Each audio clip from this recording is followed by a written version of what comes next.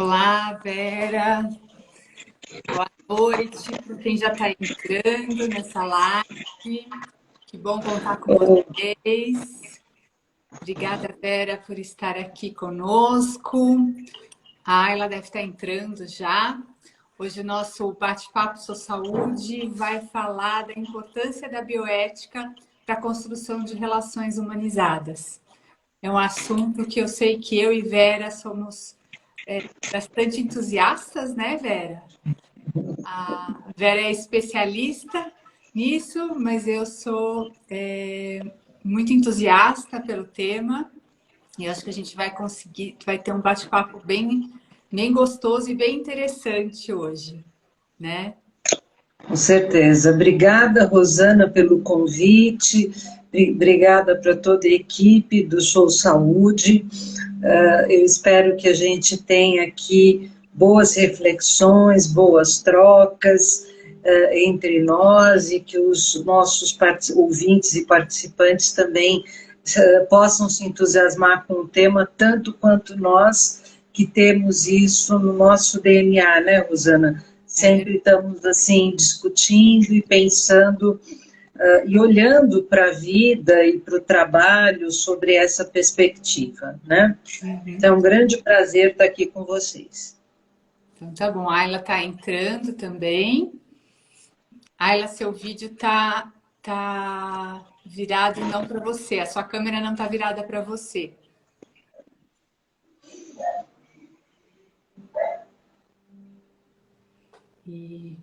Bom, e aí, enquanto ela tá entrando, acho que o computador tá um pouco lenta a internet dela. Ah, ela chegou, Ayla, que bom! Bom contar com você também Olá, hoje, nesse Oi, Arla, tudo bate-papo. bom? boa noite. Boa noite. Bom, antes de mais nada, eu queria pedir para vocês se apresentarem um pouco, dizer quem vocês são, para a gente depois começar o nosso bate-papo. Vera, você quer começar? Pois não. Bem, eu me chamo Vera Lúcia Bonato, eu trabalho há mais de 30 anos numa instituição de saúde, um hospital de especialidade. A minha formação primeira é psicologia, depois eu fiz todo um segmento de carreira acadêmica, algumas especializações, mestrado, doutorado, e tenho sido por muitos anos docente, tenho sido, porque sou ainda docente na área tanto de gestão em saúde, quanto de temas voltados à psicologia. Trabalho como orientadora também de alunos em nível de monografia, mestrado, já tive oportunidade de doutorados, então tenho aí uma reflexão em que o aprender é uma constante realidade na minha vida. Então, eu tenho hoje uma função que eu gosto muito, acabei de fazer uma transição de carreira, hoje eu tenho uma atividade bem forte dentro de humanização, dentro da área hospitalar, e esse é isso sem dúvida, a bioética, sem dúvida, perpassa profundamente essas questões do meu cotidiano, e é sobre elas que a gente vai falar um pouquinho hoje, e que eu tenho um prazer muito grande de compartilhar aqui com a Ayla, que além de uma grande amiga, é uma colega de trabalho também. Olá, boa noite. Obrigada pela apresentação. Eu sou Ayla Escobar, eu sou psicóloga. A minha primeira formação é pedagogia e durante 18 anos eu atuei no atendimento clínico com psicopedagogia, né? Eu me especializei em psicopedagogia depois. Também sou especialista em orientação profissional e de carreira. E depois de alguns anos é que eu resolvi fazer psicologia. Eu sentia a necessidade desse complemento na minha prática no dia a dia, e eu costumo brincar que eu sou uma eterna aprendiz. Eu adoro estudar, estou sempre aprendendo, me especializando, e eu tive a grata felicidade de conhecer a doutora Vera. E hoje nós temos uma parceria no trabalho de humanização lá no hospital. E a bioética perpassa toda a nossa prática, né? Então, estou muito feliz de estar aqui com vocês hoje. Que bom, muito obrigada por vocês aceitarem o convite de estar nesse bate-papo. Eu Sou Saúde, ele traz temas que são importantes para o desenvolvimento de competências socioemocionais e para discutir a importância do desenvolvimento pessoal dentro da área da saúde, né? Eu gosto de dizer, Vera já deve ter ouvido isso 1 milhão de vezes, e quem já me viu em algum momento já ouviu falar que na saúde são pessoas cuidando de pessoas, né? Então, não tem nada mais importante do que as relações, né? E as relações, e a bioética tem muita relação com isso, né? Porque os conceitos, eles trazem justamente alguns direcionamentos para isso. E aí, para a gente começar, a Vera é especialista, eu vou pedir para ela falar para a gente mais sobre a bioética, mas eu achei interessante trazer a origem da bioética. De onde vem a bioética? Ela surgiu na segunda metade do século XX, né, devido ao grande desenvolvimento da medicina e das ciências, que avançavam cada vez mais para a modificação da vida e a promoção do conforto humano, bem como para a utilização de cobaias vivas, humanas e não humanas. A fim de evitar horrores como os que foram vividos dentro dos campos de concentração nazistas, de técnicas médicas que ferissem os princípios vitais das pessoas, surgiu a bioética, com o meio de problematizar o que está oculto na pesquisa científica ou na técnica médica quando elas envolvem a vida.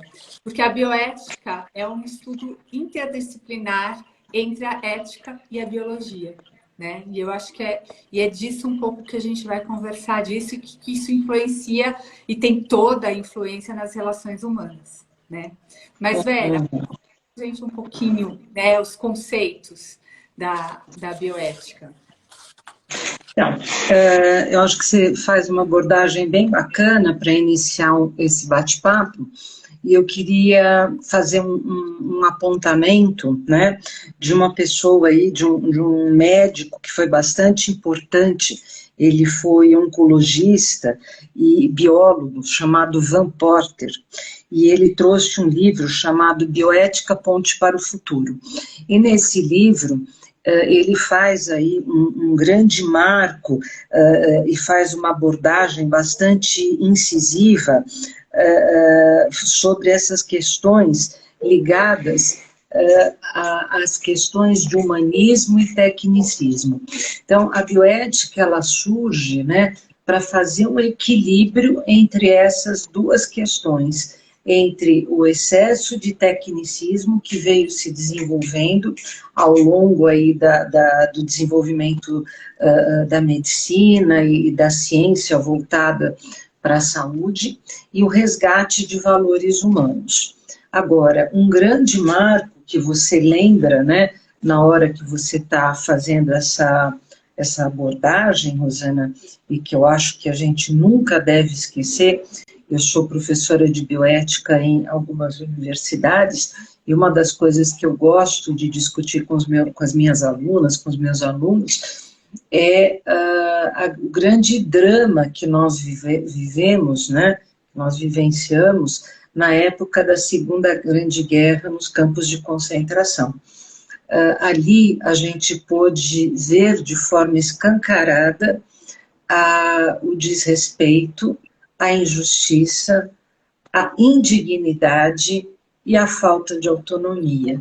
As pessoas eram submetidas a maus tratos, elas eram submetidas a experiências dolorosas em prol de uma verdade, né, que reinava na época, que era a busca de uma origem, de uma depuração da raça, né, da raça humana, que sobrevivessem os melhores, né? Então nós tivemos a extinção de negros, de judeus, de homossexuais, de ciganos, né, que representavam para a época a impureza e a indignidade para aquela comunidade alemã. Então, a partir daí, experiências atrozes, né, foram realizadas para se buscar o máximo da temperatura que um corpo aguentaria, tanto numa tina de gelo quanto numa câmara, como numa câmara de gás elevada a temperatura maior. Qual era a capacidade do pulmão, se inflando os pulmões até que eles fossem estourados. Então foi uma época assim de um grande sofrimento, né, para as pessoas, em que elas acabaram tendo momentos que assim são impensáveis. E eu tenho uma memória na minha mente que foi o nosso Papa visitando o campo de concentração de Auschwitz, aonde ele se sentou e ele ficou em silêncio. Aí perguntaram para ele por que ele ficou em silêncio, por que ele não falou nada, por que ele não foi até lá. Ele disse que eu não tenho o que falar, a não ser pedir perdão pelas pessoas que fizeram tudo isso. Então, a bioética, ela surge a partir disto, né? Nós tivemos lá um marco importante que foi, posteriormente à guerra, o Tribunal de Nuremberg, que foi a busca para o resgate, né, dos seres humanos, a busca pela dignidade do ser humano ao ser tratado em qualquer ambiente de pesquisa ou de tratamento. E nós continuamos, ao longo da vida, vendo negros recebendo a inoculação de sífilis sem serem avisados como sujeitos de pesquisa. Nós vimos muitos casos ainda por muito tempo. Então, a bioética, ela vem para trazer uma reflexão sobre alguns princípios básicos que são colocados, né? A bioética é um campo de estudo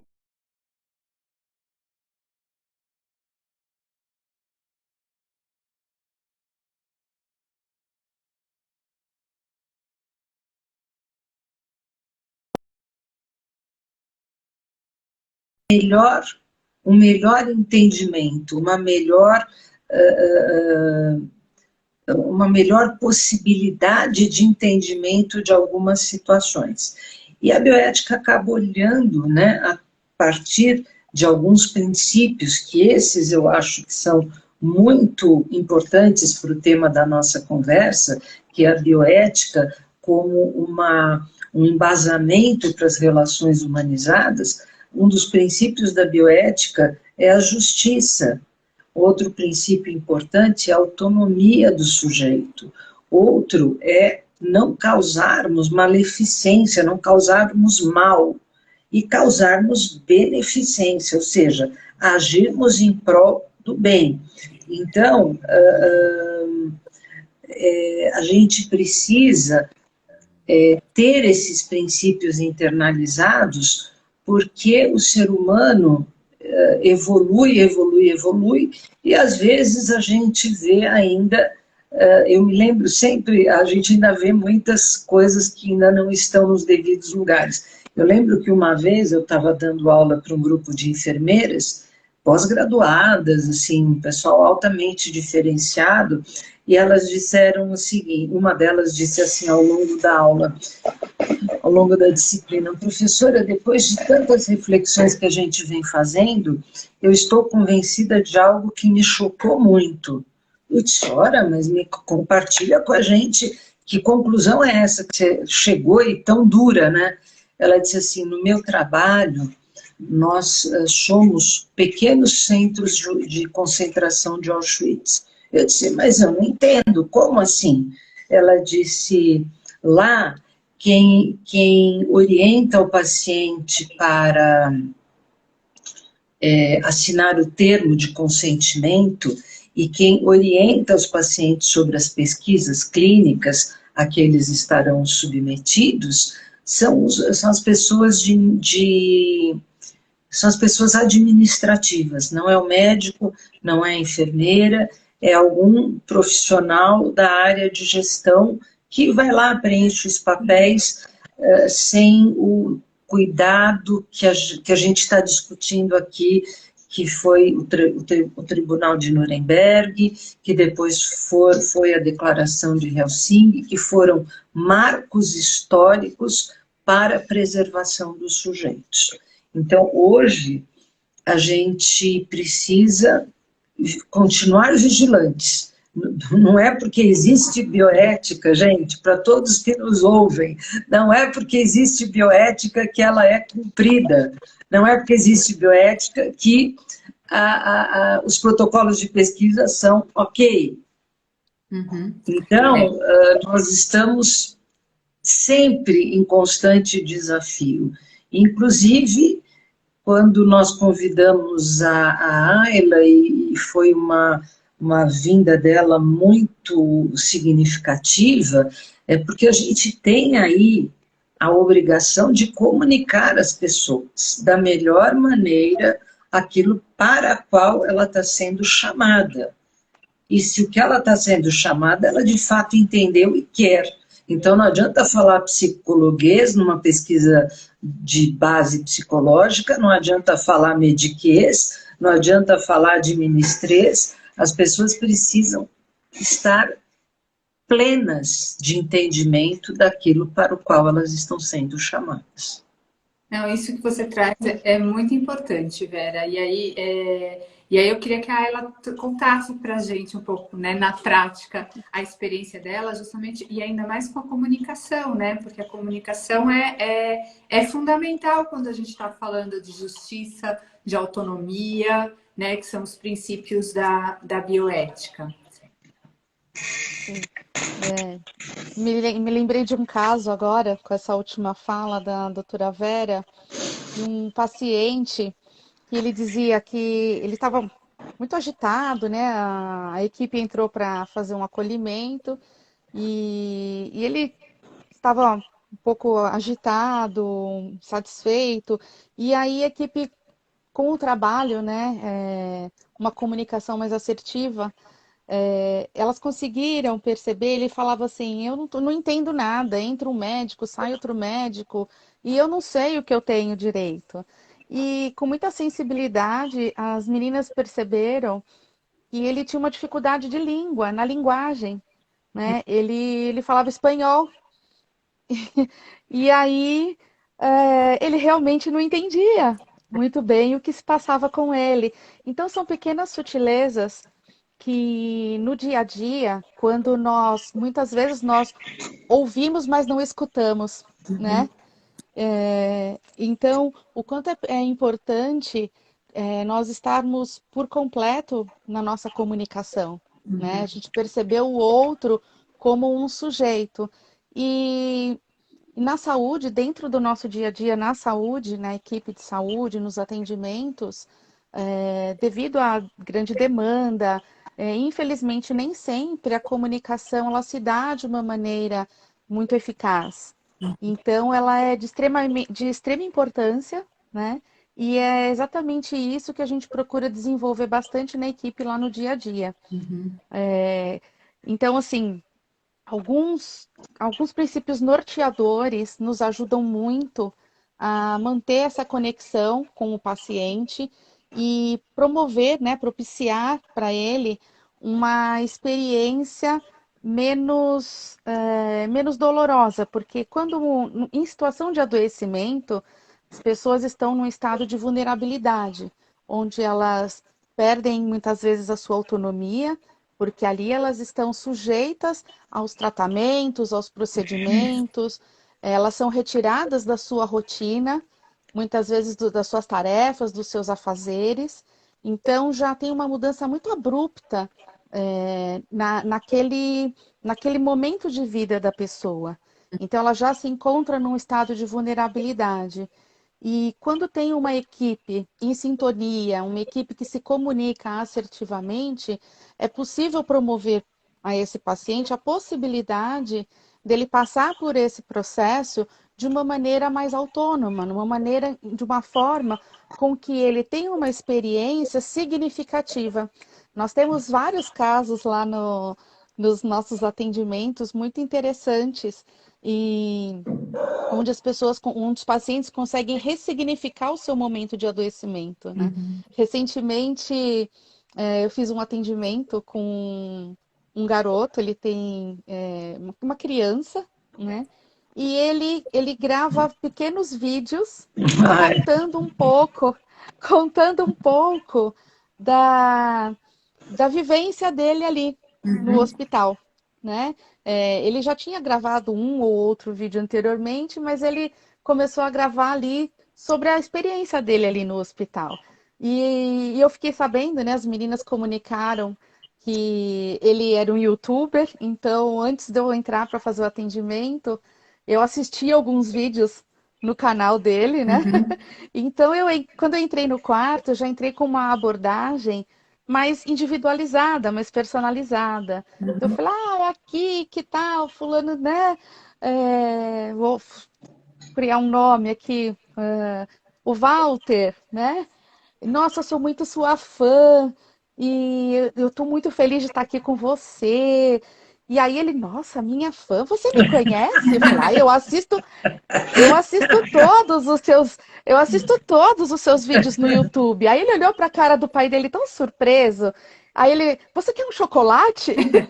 Então, então a gente você já quebra aquela ideia de que o hospital é um lugar chato, de que os profissionais com o jaleco branco vêm sempre para olhar alguma coisa que não está bem em mim, Uhum. de que eu preciso ser sempre analisado ali. Então, nesse momento, já houve uma conexão através da comunicação, uma Sim. comunicação afetiva, uma comunicação não violenta, né? Uhum. Isso segue os princípios da comunicação não violenta. E aí, a Agora, partir dali, agora, agora a Ayla está sendo muito modesta e está escondendo da plateia e da mesa o ápice desse encontro com esse pequeno Walter, um rapazinho aí de 13 anos, né, Ayla? O acho que ápice... Quanto? 7 anos. 7, é que ele era grandão, né? Bem grandão. É, O ápice é. dessa conversa, gente, foi quando ele convidou a Ayla para dançar, eles filmaram e tá lá a Ayla fazendo uma dancinha com ele. Foi a maior graça, ela fez maior sucesso no hospital. Agora, eu queria só fazer um comentário que eu acho que é bastante importante e até bastante animador para todos aqueles que estão acompanhando a nossa live. O nosso trabalho, esse do qual a Ayla relata e chama nossas colegas gentilmente e graciosamente de meninas, né?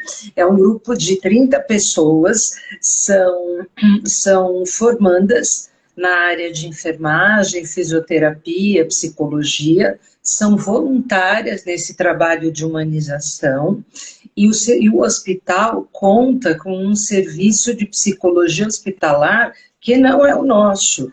Então, o que nós fazemos lá, e que a Ayla também relatou, é um processo de uma escuta qualificada, de uma escuta ativa, onde o que nós mais temos para oferecer aos pacientes é a nossa disponibilidade em estar naquele momento, ouvindo e sendo continente daquilo que ele tem necessidade. Uhum. E uma das coisas que a gente escuta de forma muito frequente, é que eles dizem assim, tão frequente que hoje aconteceu isso. Ao final do dia, a gente tem uma hora e pouquinho de supervisão, e hoje, inclusive, aconteceu isso.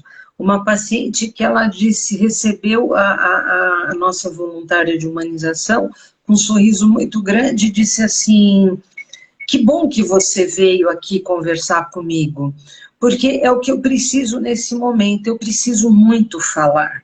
Eu preciso falar porque aqui ninguém me escuta, aqui todo mundo mexe em mim, mas ninguém me escuta. Ela está falando de dignidade, ela está falando de ser no mundo para o outro, além de um corpo que pede cuidados. O papel do médico e a função dele ali é essa, ok? É essa. O papel dele é cuidar deste corpo adoecido. Mas este corpo adoecido, ele é mais do que um corpo adoecido. Ele é um corpo que sente, ele é um corpo que fala, ele é um corpo que clama por uma escuta, que clama por uma tradução do que está acontecendo. O exemplo que a Ayla trouxe desse nosso paciente que era de descendência hispânica, ele acontece não só o não entendimento, claro que a língua é um agravante, mas nós já tivemos que atender pacientes em inglês, paciente em francês, a língua ela é uma barreira muitas vezes. Mas os outros que são brasileiros e pobres, ou não pobres, ou com pouca cultura, ou até médicos. Recentemente nós tivemos um psiquiatra, recentemente nós tivemos um pediatra internado.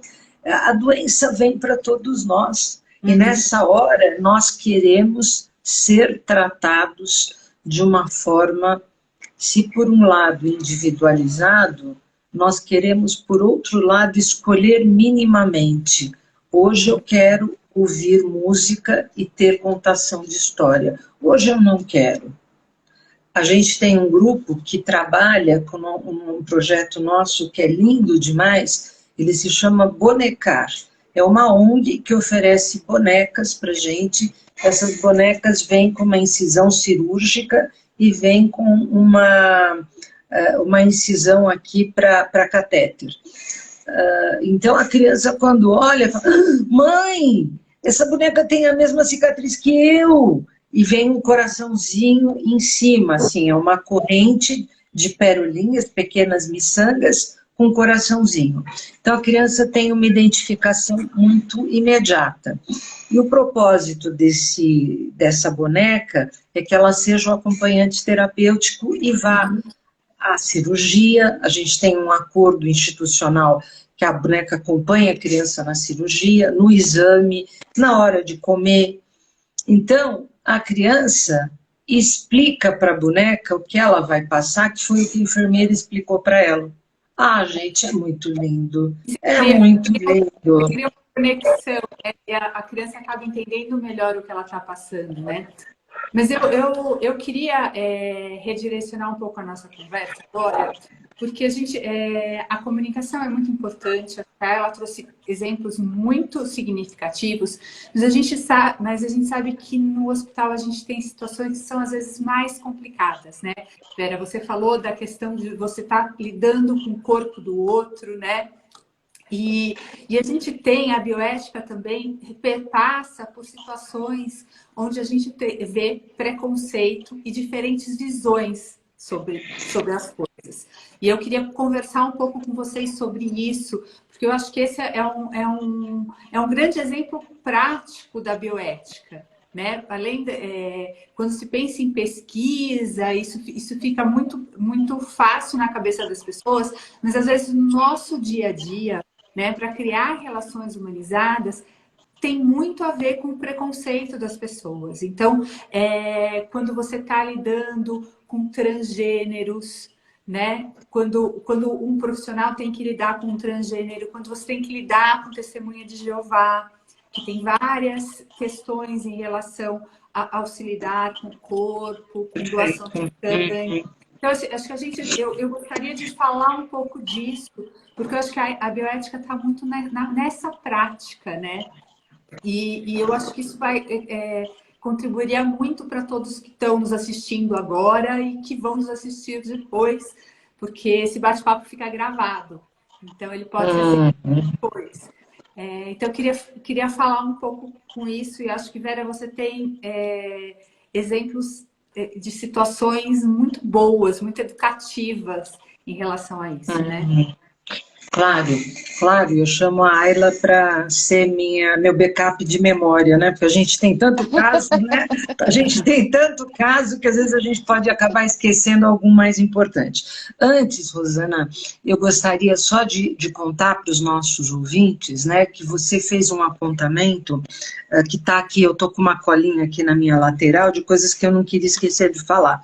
E isso que você tocou era um dos pontos que está aqui para a gente abordar mesmo. A bioética, ela lida com muitas situações extremas da vida. Então, ela lida com questões de eutanásia, que tem a ver com o nosso hospital, sobre viver ou morrer, ou viver até quando, cuidados paliativos, até quando a gente deve investir na vida, até enquanto a gente deve investir em terapêuticas agressivas para se manter um indivíduo vivo. A Larissa fez exatamente esse comentário, né? Ela diz que, inclusive, é a opção do paciente em não dar continuidade a um tratamento, né? Isso também... Esse, Larissa, é isso mesmo. Esse, Larissa, é um grande ponto que a gente deve discutir, porque ele toca a mim, a Rosana, a Ayla, a você, a todo esse grupo que está aqui participando dessa conversa. Porque o que acontece, né? O Brasil, ele é um país que ele não aceita a morte provocada, né? Por outro lado, todos nós temos a possibilidade de dizer até que ponto nós queremos que haja investimento na sua vida. E um dos pontos importantes da bioética, que infelizmente eu trabalho com uma população de saúde, enfermeiras, médicos, psicólogos, assistentes sociais, e uma das coisas, fisioterapeutas, uma das coisas que eu sempre discuto são as diretivas antecipadas de vontade. Você não precisa responder aqui para nós, mas responda para você. Quantos que estão aqui com a gente, quantos que estão aqui já têm as suas diretivas organizadas, prontas, discutida com o seu médico, porque para discutir a diretiva, você tem que estar integralmente e fisicamente íntegro e mentalmente são. Aí você vai ao seu médico e você discute com ele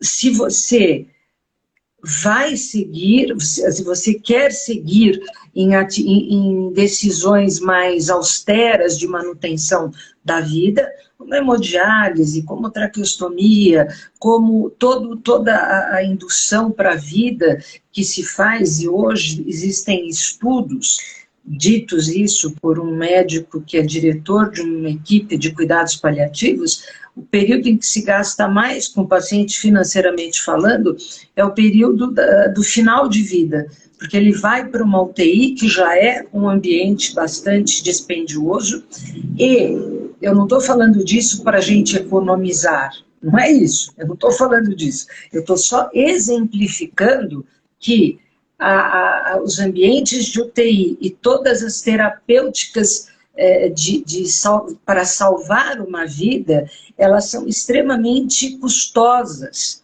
para o convênio, para o Estado, e não são geradoras de vida. Pelo menos não de uma vida com independência, com qualidade. Com dignidade. Com dignidade. Com dignidade, isso. Eu acho que esse é um princípio da bioética que é muito importante, né? A dignidade do paciente. Então, você saber... Eu li um livro há uns anos atrás que falava de um médico, eu vou lembrar o nome dele, de um médico neurologista americano, que ele falava sobre a questão do final de vida e da geriatria. E ele trouxe um exemplo que um dos pacientes que ele atendia, e ele estava já com uma doença que não tinha cura, então ele não ia morrer amanhã, mas era um processo já, né, de final de vida. E ele perguntou para o paciente o que para ele era mais importante, né? O que era mais importante para ele. E o paciente falou que ele gostaria de continuar vivo, continuar bem e vivo enquanto ele pudesse tomar sorvete e assistir jogo de futebol. Quando ele não conseguisse fazer mais essas coisas, para ele não importava mais estar vivo. Então, assim, às vezes são coisas que nem a família sabe. Então, o quanto é importante, né, essa troca do profissional com o paciente, né? Para trazer essa dignidade mesmo de final de vida, né? E trazer essas questões para a discussão do dia a dia mesmo, né? Nós somos educados para a vida, mas não somos educados para a morte. A morte, falar sobre a finitude tem um peso muito grande ainda durante as interações. Então, a questão das diretivas antecipadas, isso pode ser pensado com muita antecedência, né? Eu hoje posso já conversar com meus familiares sobre algumas escolhas que eu já sei que eu não quero para mim. Então, é muito importante esse diálogo e como a Rosana falou agora, né, essa troca com a equipe, essa comunicação direta e humanizada é fundamental. Então, Ayla, vamos só lembrar que a discussão em família, ela é importante. Por exemplo, a minha mãe faleceu e nós não fizemos investimentos em terapêuticas agressivas. Ela não deixou diretivas escritas, mas ela verbalizou isso em família. Então, o que você fala é perfeito. No entanto, se é uma família que tem um outro olhar para a escolha do paciente, o papo de café da tarde em casa, ele não funciona.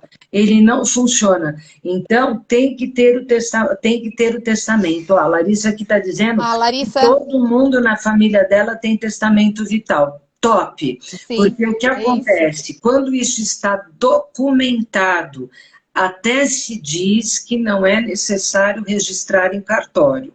Porém, é sabido que se estiver em cartório, deverá ser fielmente seguido. Fazendo um gancho... Testamento vital, né? Você precisa ter um médico junto para assinar, você tem que ter uma pessoa que não necessariamente é da família, mas é muito próxima, que também assina como testemunha. Você tem várias presencial, né? Que vai um bate-papo enorme se a gente for falar sobre isso. Então, mas o que é fundamental a gente lembrar, Rosana, é que o testamento vital, ele é um documento, e é um documento que tem credibilidade. O que acaba acontecendo é que a pessoa, às vezes, decide fazer isso no momento em que ela está internada num pronto-socorro. Não! Nem diretivas, nem testamento você faz enquanto você está doente. Você tem que fazer antes, porque ele depende de testemunha, porque ele depende de um médico que valide isso que você está optando. E estar documentado e legalmente formatado é fundamental. Por quê? Vamos fazer o gancho com a colocação da Rosana. Testemunhas de Jeová. Quando eles internam, eles entregam as suas diretivas. As diretivas antecipadas de vontade dizem: não quero receber nenhuma terapêutica hemoterápica, ou seja, eles não aceitam sangue. Se este paciente precisa ser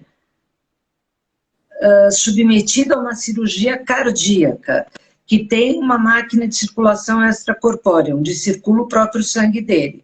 Ok, mas e se precisar infundir sangue? Ele disse que não queria, o médico não vai fazer isso. Ou haverá toda uma discussão. Os testemunhas de Jeová, eles têm hoje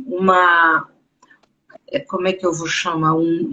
É um grupo chamado COLI, que é uma comissão de ligação, COLI, Comissão de Ligação da Igreja com o Hospital.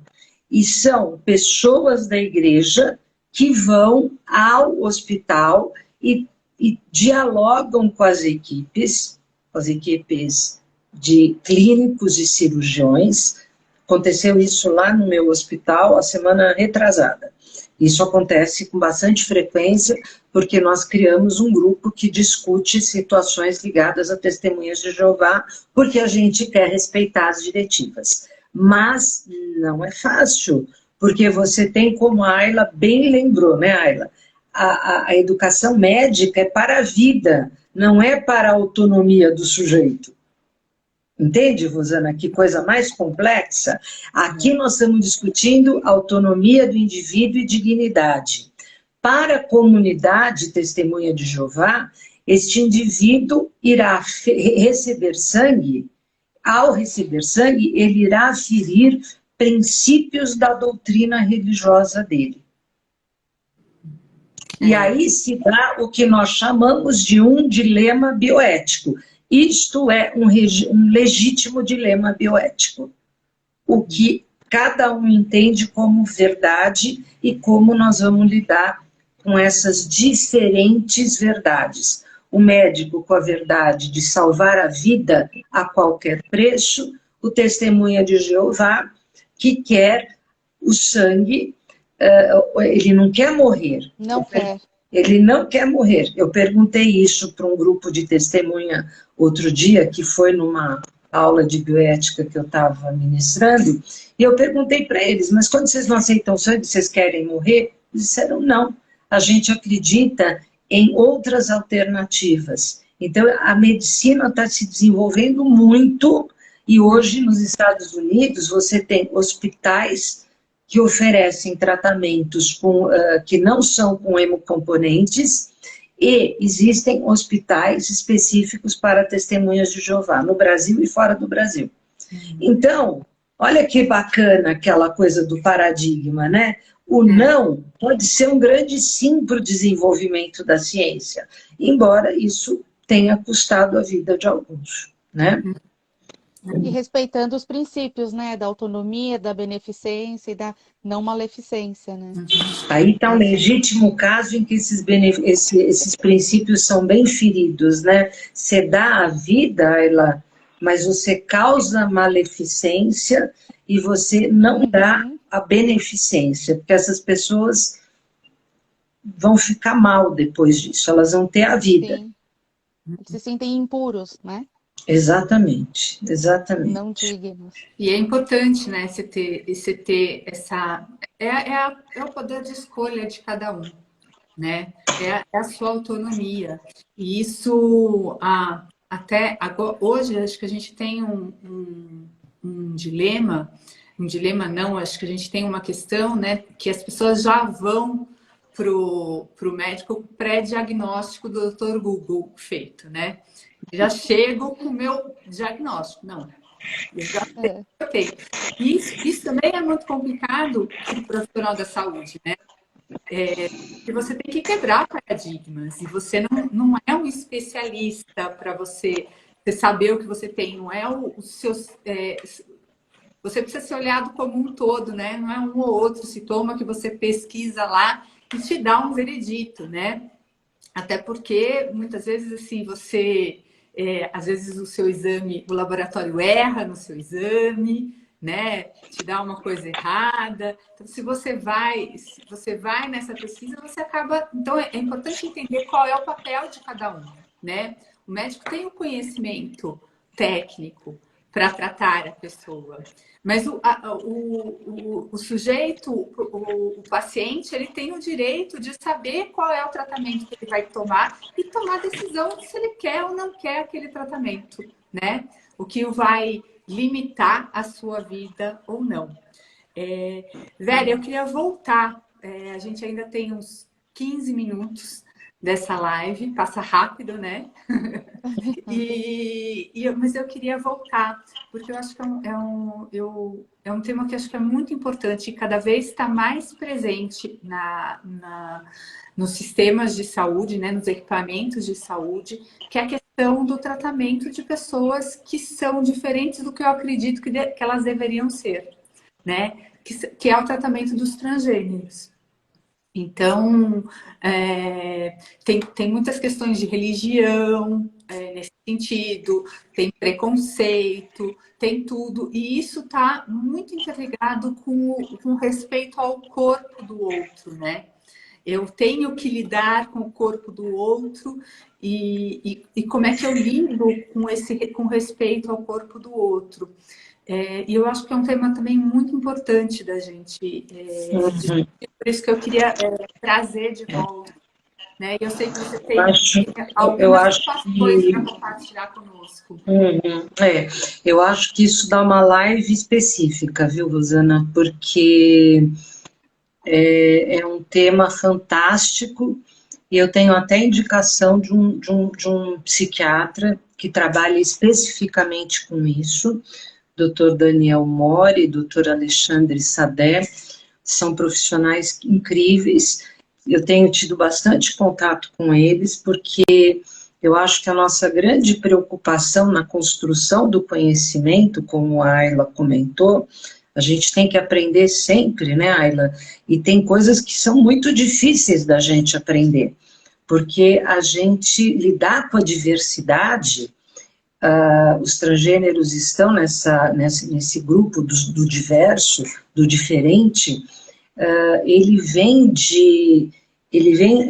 ao encontro de uma forma de ver a vida que é muito diferente. Nós fomos criados num sistema binário. Nós fomos criados assim, o homem e a mulher, o certo e o errado, né? Nós fomos criados num sistema binário, o bonito e o feio. Então, quando a gente começa, e não é só, veja, não é só o transgênero, Rosana. Hoje a gente tem, me perdoe se eu esquecer, por favor, alguém me lembre, considere o problema da idade, né? Porque a sigla é muito grande. Veja, hoje nós temos o LGBTQAP+. IA+. Aí outro dia eu estava conversando com o psiquiatra Alexandre e eu falei para ele, mas doutor, a gente tem que lembrar de tudo, porque acho que minha cabeça, né, não liga tudo isso. Ele falou, fica tranquila porque eu trabalho num ambulatório de questões de sexualidade e nem eu me lembro. Aí eu falei, ai, ufa, que bom, né? Por que tem o mais da sigla, gente? É para caber mais diferenciações. Então, isso significa... Oi? É mais diversidade. Nesse sentido, eu não sabia, ele que contou. É uma amplitude, é uma possibilidade de abrangência.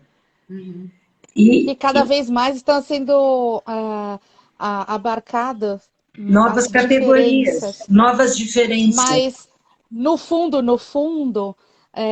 existe uma única coisa que é respeitar o ser humano como o humano que ele é, independentemente de suas características. De suas escolhas, de suas limitações. E esses movimentos são muito importantes, porque traz a luz para a discussão e esse debate tão importante para essa aceitação das diferenças, até porque, como a doutora Vera falou, existe o valor moral, religioso que a gente carrega dos nossos antepassados e que está tão impregnado na nossa cultura. Isso é algo cultural. Eu trouxe uma frase para a gente pensar e que eu acho que ela cabe muito bem dentro dessa conversa, né? Que é uma frase que diz assim, que na bioética a gente tem sempre que discutir as vidas que valem e as vidas que não valem. Porque assim, será que existe vida que não vale? Será que a gente vai olhar...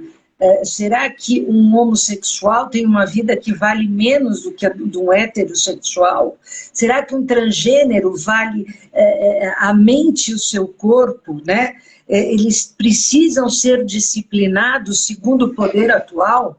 Que poder é esse que disciplina que as pessoas devem ser binárias ou elas não devem respeitar outras escolhas?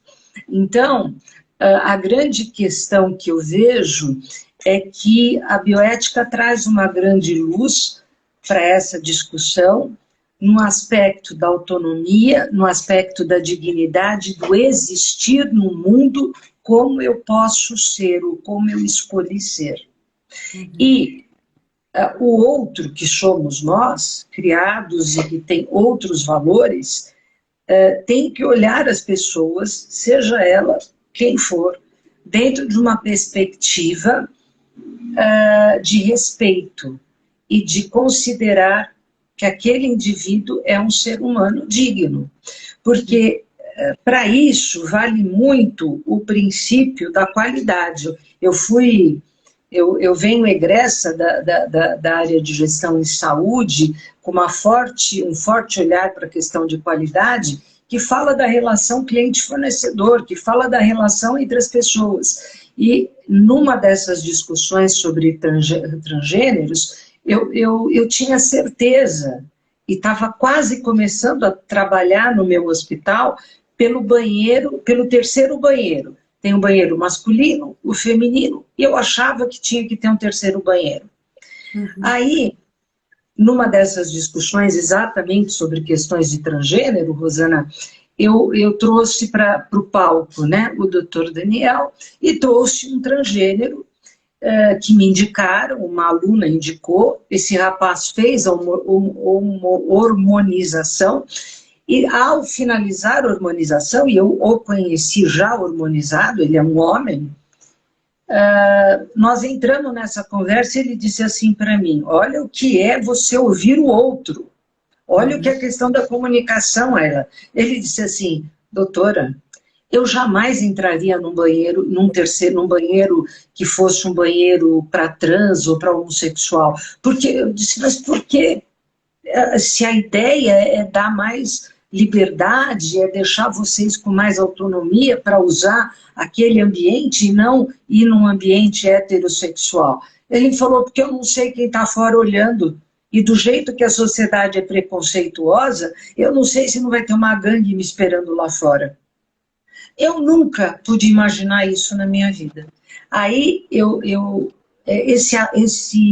esse olhar tão claro só pode ser de uma pessoa que conhece profundamente essas questões. Então, tem esse lugar de fala, né? Esse lugar de fala, Ayla, vem porque ele ocupa esse lugar no mundo que você não ocupa, que eu não ocupo, que a Rosana não ocupa. Então, uma das coisas importantes da bioética é a capacidade da escuta, que é um dos princípios fundamentais da humanização. Sim. Então, aí, Rosana, a gente percebe uma convergência, a gente percebe uma ligação profunda entre esses dois campos de conhecimento, tanto a humanização quanto da bioética. Não, e eu acho que a questão do respeito e da escuta e do respeito ao outro, Vera, é fundamental, né? Realmente, ela trouxe muito bem a nossa cultura. A gente vem de uma cultura que ela precisa ser desconstruída, né? Cada um de nós, a todo momento, porque eu, às vezes, tenho dificuldade de acompanhar os mais, né? Então, eu tenho dificuldade de acompanhar os mais. Então, eu estou sempre procurando ouvir, escutar e falar. E às vezes eu começo pedindo perdão se eu falar alguma coisa errada. Porque às vezes não é... Eu sou uma mulher branca e hétero. Então, a minha vivência é de uma mulher branca e hétero. Então, eu só posso ter respeito para quem não é branco, mulher branca e ético, porque eu não sei qual é a experiência, né? Então, mesmo vale. Isso mesmo vale para todo mundo, né? Eu lembro que quando eu fiz doutorado, eu fiz meu doutorado na Faculdade de Saúde Pública da USP. E eu tive um dia eu tive uma aula com era uma aluna, como eu, mas a gente fazia apresentações dos nossos temas de estudo, né? E ela, dentro de uma disciplina, lá de seminários, ela foi apresentar o tema dela, que era questões raciais, que também faz parte desse tema sobre bioética e que a gente deve cada vez mais desconstruir. Por que que eu me lembrei dela? Me lembrei dela, Rosana, pela sua descrição. Sou uma mulher branca, hétero, heterossexual. Essa é a sua descrição. A dela sou uma mulher negra, heterossexual, de cabelos em pé e pele negra. Cabelos em pé? Eu não entendi. Eu nem sequer entendi. E durante a fala dela, ela contou que quando ela estava na escola primária, uma das coisas que ela mais queria entender e perguntava para a mãe dela é por que o cabelo dela não crescia para baixo, crescia para cima. Eu nunca, entende? Never, nunca pensei num cabelo que crescesse para cima. Olha o cabelo da Ayla, olha o seu, olha o meu. Tudo bem que tem lá uma chapinha, mas ele pode ser encaracolado, mas não é para cima. Então, estar neste lugar do mundo, no mundo, determina que eu veja o mundo de uma outra maneira.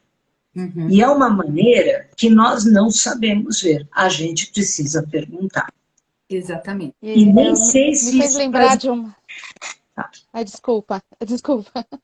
Me fez lembrar, hoje tem um movimento muito grande em falar na palavra empatia. Uhum. Falar empatia é colocar-se no lugar do outro. Mas não exatamente isso, porque você não consegue estar no lugar do outro. Não. Você vai com toda a sua vivência. Então, quando perguntam assim, como você gostaria de ser tratado? Não, é como você, no seu lugar, uhum. né? Como é para você estar no seu lugar, e não como eu acho que ele gostaria de ser tratado se eu estivesse no lugar dele. Exatamente. Ela... a gente está aqui já chegando no final da nossa live, já são 4. Que pena. E eu vou aproveitar o seu gancho, Ayla, porque você tem toda a razão. A empatia não é isso. E a nossa próximo bate-papo, no dia 14 de setembro, ele fala justamente disso. Empatia. Fala-se muito, pratica-se pouco. E a ideia é que a gente discuta exatamente isso. Né? Essa diferença, porque você não consegue se colocar no lugar do outro se você não tem a vivência do outro, né? Mas isso não quer dizer que você não possa respeitar, que você não possa aceitar a posição do outro. E aí, tudo isso que a gente falou hoje, da escuta, né, da comunicação, são super importantes. Mas eu vou deixar para setembro, para que vocês venham assistir no dia 14, às 19 horas também, para a gente falar um pouquinho mais de empatia. E eu queria agradecer muito, Vera, a disponibilidade de vocês estarem conosco, esse bate-papo tão gostoso. O que a gente quer é isso mesmo, que seja um bate-papo sem script nenhum, e que ele vá nos levando para os caminhos. Mas muito obrigada por vocês, pela disponibilidade, por estarem aqui conosco, pela parceria. Eu, em nome da equipe da Arte Despertar e da Tamporo, em nome do Sou Saúde, agradeço muito a estarem aqui compartilhando conosco os seus conhecimentos. Obrigada pelo convite, foi um super prazer. Obrigada porque eu vi entrando tanta gente aqui, tanta gente conhecida, tanta gente querida, tantos amigos, tantas amigas, que eu não imaginava que ia ter oportunidade de ver tanta gente que faz parte da minha vida presente aqui. Muito obrigada por vocês estarem aqui com a gente. Ayla, obrigada de você ter aceitado. Super legal ter você. Obrigada pelo convite, viu? Um beijo. Muito obrigada. Foi um prazer enorme estar aqui. Agradeço muito essa oportunidade Adorei a nossa conversa. Obrigada, Larissa, minha amiga de infância também. Ai, muito legal. Muito obrigada. Obrigada. Tchau, Espero a gente. gente ter colaborado um pouco aí com Com Com o certeza. debate, certeza. né? Com certeza. Muito obrigada. Boa noite. Boa noite a Boa todos noite. e todas. Boa noite.